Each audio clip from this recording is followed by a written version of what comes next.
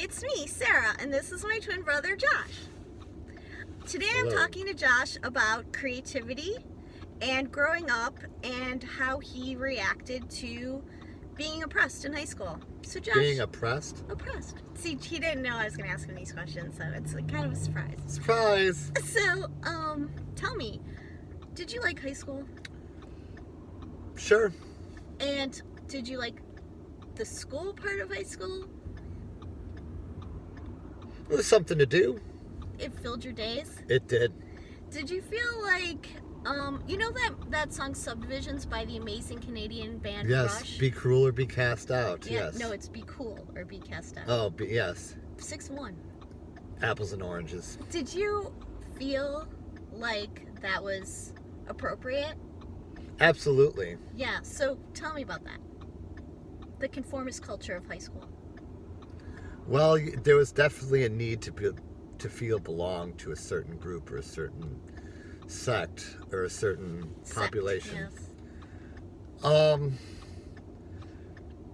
But I enjoyed my time. I never really honestly put much thought into it because I had a group of friends that I trusted and I counted on and vice versa.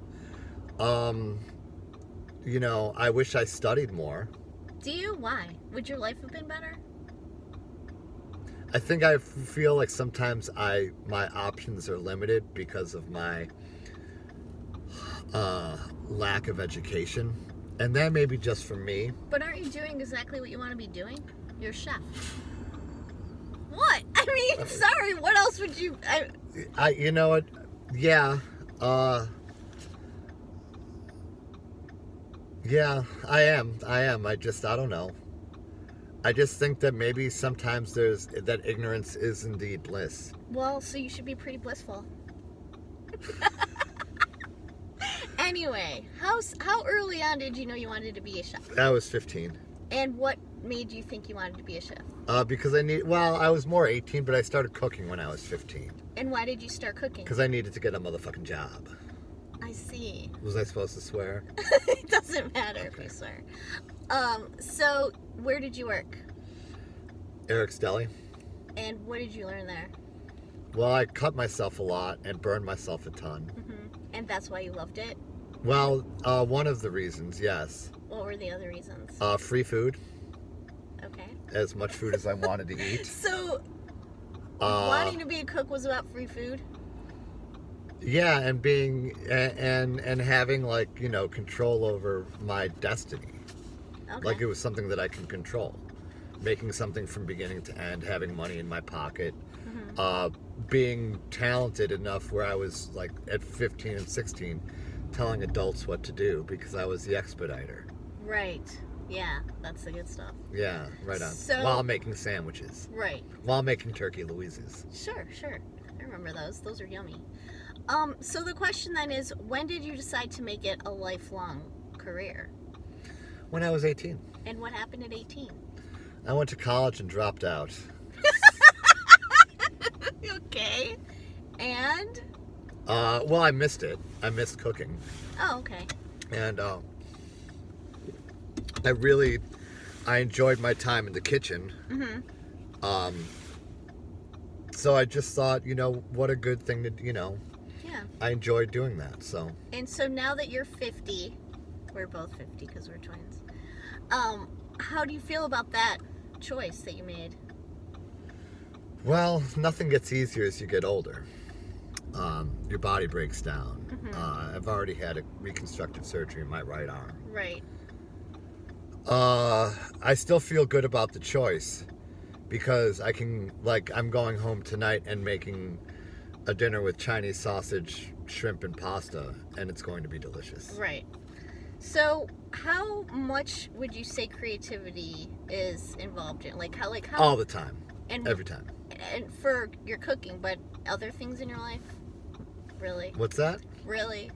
What do you mean other things in my life? Like, in terms of like living a life that's you're living, because it's like I talk a lot about the spectrum of behavioral conformity and behavioral creativity, And like behavioral conformity is about, living up to society's expectations and kind of conforming to this standard that's not great and it's not horrible, it's kind of mediocre. So, and behavioral creativity is really taking more charge of how you live your life. So, can you talk at all about like how much creativity is infused into other aspects of your life? Well,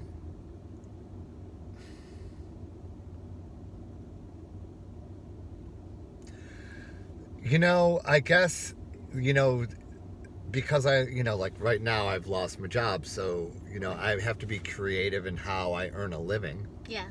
Because the jobs that I want aren't easy to come by. Right. So in the interim, I have to find ways to supplement my income and continue to have a roof over my head and food on the table and food in the dog's dishes and whatnot. So there is some definite creativity in how I earn a living, which I like that. It's like the hustle, It's like you can't deny that shit. Right. So I enjoy that. I enjoy like having different types of experiences and experiences with different people that I've never met before, like, when I worked last night and shit. Right.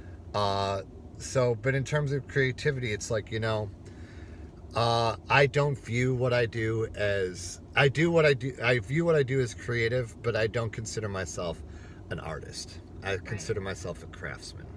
Fair enough. It is a craft. It is not an art, to me. Okay, so you think that for you cooking is a craft? Yes. So how many... Like witchcraft or the Force.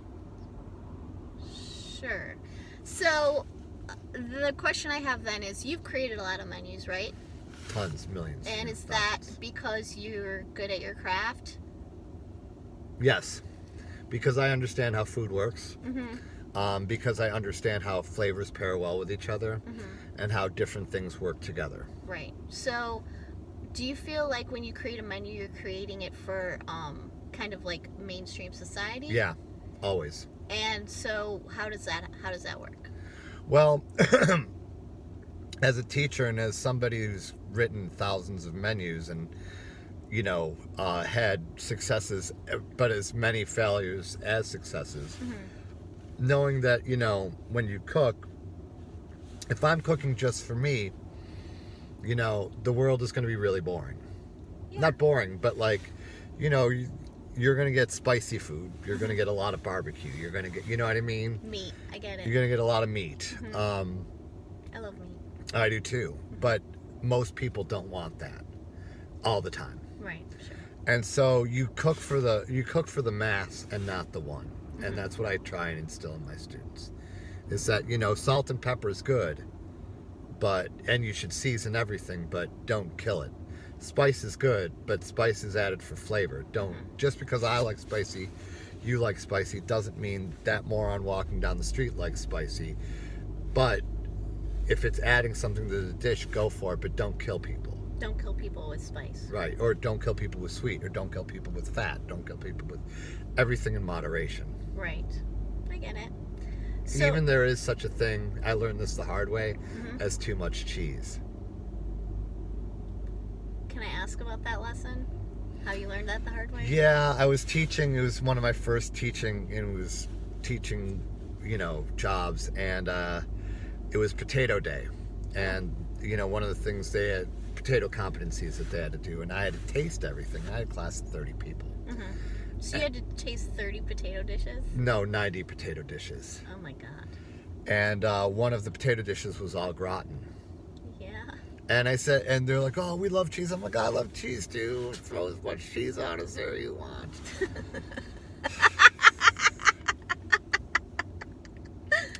It was gross, and I exploded in about 5 minutes after class. I don't want to know. You asked. Did I? Yeah, did I ask specifically about explosions? Well, you didn't. Well, you said, how did that go? And so I'd be leaving something out. So too much cheese. Too much cheese. But you had 90 potato dishes. So. Yeah, I had 90. I had 30 mashed, 30 au gratin, and 30 something else. Wow, that's a lot. Yeah, it was fucking rough. Yeah. So, do you know how I'm talking about creativity and all that stuff? So, you know me probably as well, if not better than anyone else. Word. How would you say, like, your estimation of, like, how I live my life? Would you say it's, like, high on the creativity, low on the creativity? High in the creativity and having a belief in yourself and being true to yourself. Oh, thanks, Josh. That's You're so welcome. nice. And how about you? How would you say yourself for you? I would like to live myself more, lead my life more for myself, but I think that I'm too scared to, like, take any real chance. Really?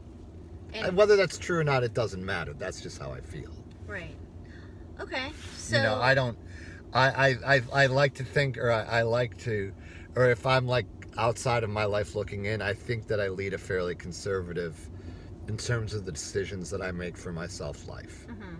I don't take any huge risks Yeah. because the last thing I want to do I'm smiling at you, Josh. is be homeless. You know, or like, well, I mean, I get it. we don't have parents to like call up and ask for loans. No, we don't. You know, and there's really only one relative that'd take us in for any extended period of time. There's a relative who would take us in for an extended period of time. Who? Jordan. Really? I think so. That's so nice. Thanks, Jordan. Thanks, Jordan. Anyway, so I mean, anybody else, I wouldn't. I'd count on Jordan. yeah, I honestly feel like I have a lot of friends that would take me in, and I actually have had friends take me in for an extended period of time. Like when I first moved here, I lived with my friend Donna and her family for 3 months. Right. I mean, that's long. Robert. Oh my God, I lived with Robert for like 2 years Right. in Portland when I moved there. Although he offered, Right. so okay, cool. But it's weird having a 50-year-old, you know. Yeah, I mean, as a 50-year-old, it's not as cool to be like, hi, 7-year-old brother, can you take me? Right, exactly. It's like, so the choices that we make have to be, Right. or the choices I make, I feel like I have to be smarter about it because Right. I'm no longer indestructible, and you know. Yeah, I know. It's not funny. Like, the other day... One day you wake up, there's a bulb in your eyeball. Exactly, there's a weird bulb in my eyeball. Anyway, that's not what we're talking about here. Anyway, thanks for watching. This is my brother Josh. He's a chef in the Pacific Northwest. If you need somebody to teach cooking, culinary, anything like that, he's your man. And as for me, I'm washing dishes at one of the best places in Bellingham. They are very good. They're very Evolved good. chocolate. Yeah, well, chocolate, it's awesome. And I'm making art, and I'm speaking, and I'm doing webinars on behavioral creativity. I'm also writing a book. I'm doing so many things, it's hard to list them all.